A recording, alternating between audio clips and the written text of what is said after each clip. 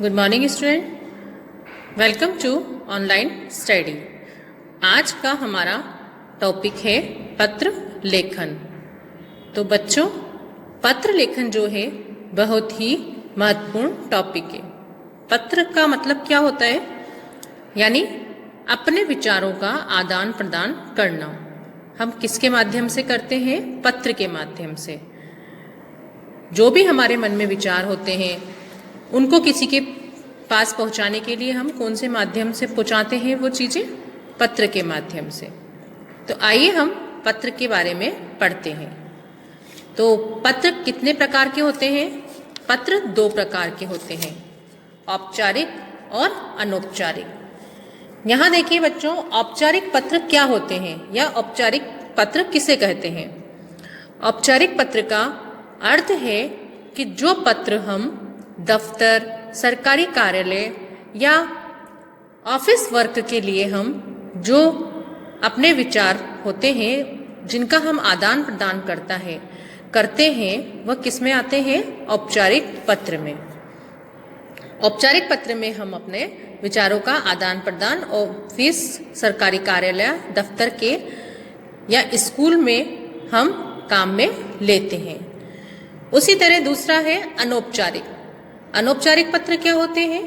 अनौपचारिक पत्र वे होते हैं जो हम अपने सगे संबंधियों या रिश्तेदारों के लिए लिखते हैं। हम जो भी अपने सगे संबंधियों या रिश्तेदारों को अपने विचार प्रकट करने के लिए जो पत्र उन्हें लिखते हैं वह पत्र किस में आते हैं? अनौपचारिक पत्र में। आइए हम यहाँ पर औपचारिक और अनौपचारिक पत्रों के विषय में हम विवरण से आपको समझाते हैं। पहला देखिए, औपचारिक पत्र। औपचारिक में क्या क्या दिया गया है? प्रधानाचार्य, शिकायत पत्र, संपादकीय पत्र, आवेदन पत्र और व्यावसायिक पत्र। तो प्रधानाचार्य के लिए हम क्या करते हैं? प्रधानाचार्य का अर्थ क्या है कि अगर हम ऐसे पत्र जो हम अपने स्कूल के प्रधानाचार्य को किसी निवेदन हेतु हम प्रस्तुत करते हैं तो वे पत्र कौन से पत्र कहलाते हैं? प्रार्थना पत्र। जो हम कहाँ पर काम में लेते हैं? प्रधानाचार्य को देने के लिए। तो अपने विचारों को हम उसमें प्रस्तुत करके प्रधानाचार्य को वे पत्र पहुँचाते हैं।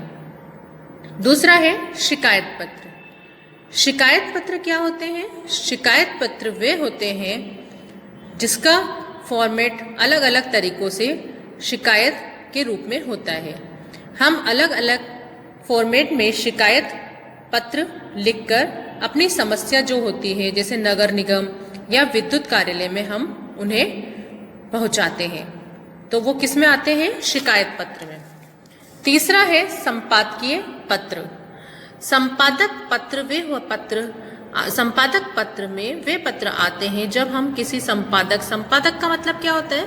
जैसे पुस्तक के संपादक यानी पेपर के संपादक होते हैं, हम उनको पत्र लिखते हैं तो वो पत्र किस में आते हैं? संपादकीय पत्र में।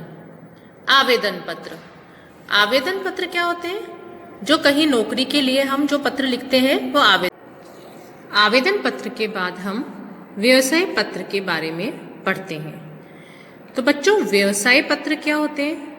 व्यवसायिक पत्र वे होते हैं जो हम किसी व्यवसाय या जहां हम काम करते हैं उसके लिए हम उसका प्रयोग करते हैं। जैसे हम किसी विद्यालय में काम करते हैं और विद्यालय के लिए हमें किसी प्रकाशन से किसी से पुस्तकें मंगवानी पड़ती है।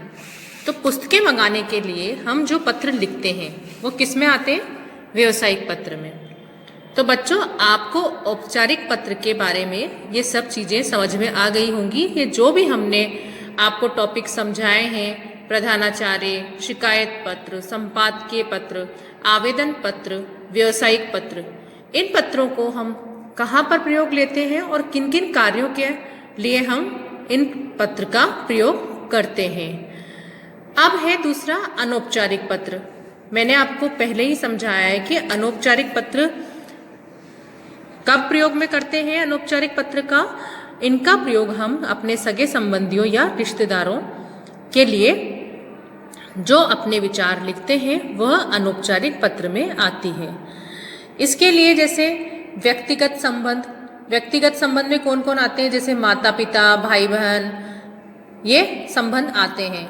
अब इनके लिए हम बधाई पत्र, धन्यवाद पत्र, शुभकामना पत्र या निमंत्रण पत्र इनका प्रयोग करते हैं, तो ये क्या कहलाते हैं, अनौपचारिक पत्र।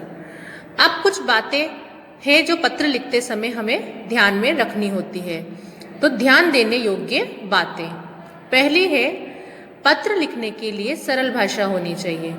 तो बच्चों, जो भी हम पत्र में लिखते हैं उसके लिए हम सरल भाषा का प्रयोग करते हैं, जिससे कि सामने वाला उसको अच्छी तरह से समझकर उसका जवाब हमें दे सके।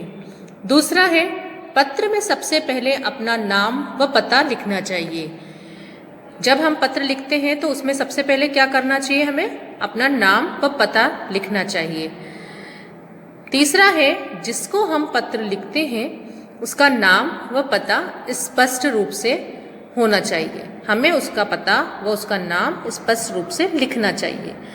तो बच्चों, जब हम अपना पत्र लिखते हैं तो अपना अगर हम नाम व पता लिखेंगे तो सामने वाले को यह पता चल जाएगा कि ये पत्र कहाँ से और किसके लिए आया है। तो बच्चों, आपको पत्र के बारे में समझ में आया? धन्यवाद।